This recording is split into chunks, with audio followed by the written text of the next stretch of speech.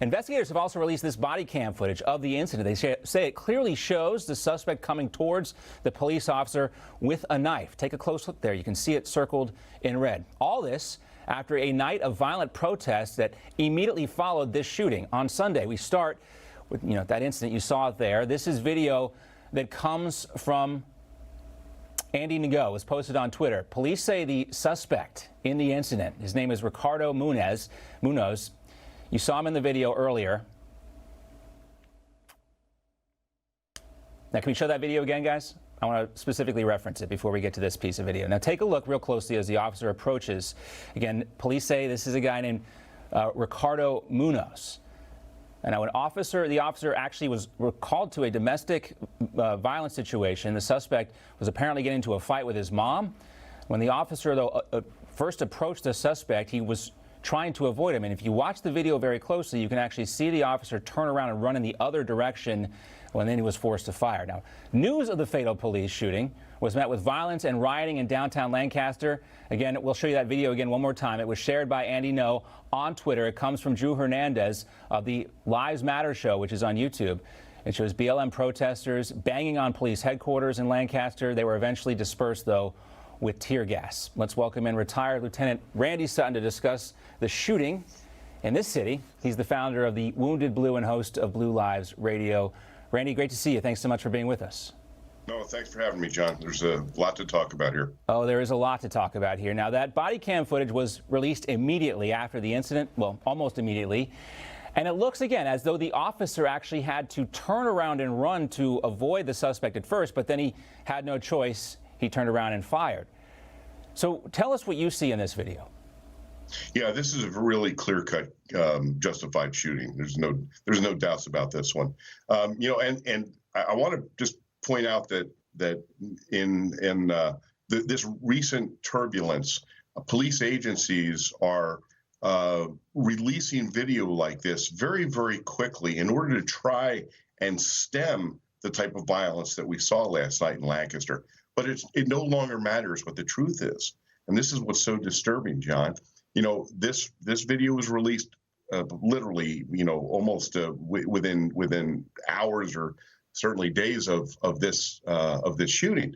And it clearly shows that this suspect, who, by the way, had already stabbed 4 people on a previous occasion. We've actually called to verify that. That is being reported, but we called to get our own verification that we did not hear back yet. But those reports are being widely circulated. And, this is stuff that these officers know when they respond to the scene. Usually these people are known. This is a domestic situation. Again, Randy, we talk about this. I've talked to police officers. These are the calls they fear the most, domestic disturbance calls. Well, you see how quickly this escalated. Literally from walking up to the door to the shooting was seconds. And as these cities are moving towards the defunding nonsense and dismantling of police, where they're going to send in social workers, this is a perfect example. If you had sent a social worker up to the door on this, that social worker would be lying in a pool of blood at the bottom of the stairs. Yeah. So this is the kind of liberal nonsense that is permeating now. But this is a perfectly justified law enforcement shooting, but it still doesn't have anything to do now with the riots that are taking place. Well, let's talk about that, because it doesn't matter anymore. Because these riots materialize so fast after the information first gets discussed. It starts as a breaking news report in local media, and then before you know it, you have a situation like this outside the Lancaster Police Department. Now, it's one thing in a city like Chicago, New York, even Portland or Seattle, you have bigger populations there. But when you see this rapid mobilization in Kenosha, Rochester, Lancaster, again, this takes logistics. This takes coordination. Is this really just the, movement, social justice movement, or is there something else at play here that's helping these folks mobilize? Oh, there's clearly something more at play. If you were to see who all these individuals are and find out where they're from, they're not from Lancaster. I can guarantee you that. There may be a few sprinkled in there, but there is an organized movement here that acts like an army. I mean, when I talk about the war on police, this is part of the war on police. Look at the frenzy. If any American who watches that Well, they also see, Randy, they also see these people not being prosecuted or being arrested and then released, catch and release. Right. That's how it, a lot of times they're released without bail, even in these situations, because you see a lack of political will, a lack of intestinal fortitude from the district attorneys and also the mayors in a lot of these cities. They will not prosecute because they're concerned about their own political futures. Absolutely. That's one of the major issues in Portland. The district attorney there has simply come out and said, I'm not prosecuting rioting. Well, then if you're not going to prosecute, there's no consequences for your actions. Why wouldn't you do it? I mean, to a lot of these individuals who are participating in this is something that they travel all over the country to participate in. This is part of their social life. Randy, let's talk about the consequences of some of these protests. The situation in Los Angeles comes to mind. And here's the latest on that shooting, the two deputies that were shot there for everybody at home. There's a $100,000 reward for anyone who helps catch the person.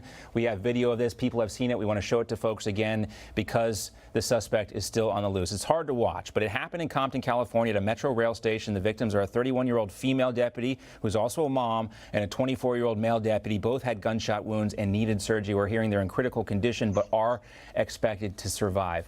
But we wanted to show this video, Randy, because a lot of people are seeing this right now. The suspect seems to have a very distinct kind of look and walk, seems kind of short here.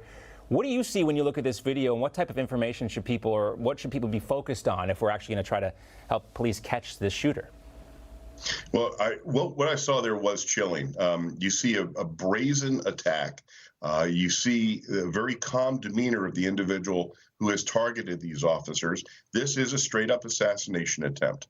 And I don't believe in coincidences because of the recent unrest in LA County in relation to the officer-involved shooting of another armed individual a week or so ago.